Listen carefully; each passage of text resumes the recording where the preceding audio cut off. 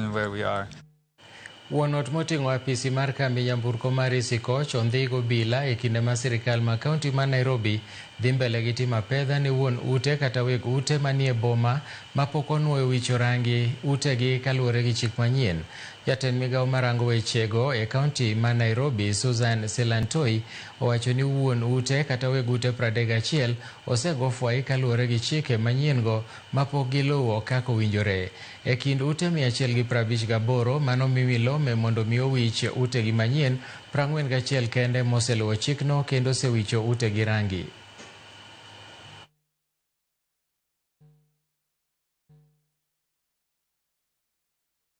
We don't want to arrest you, but if you don't comply, we will definitely come.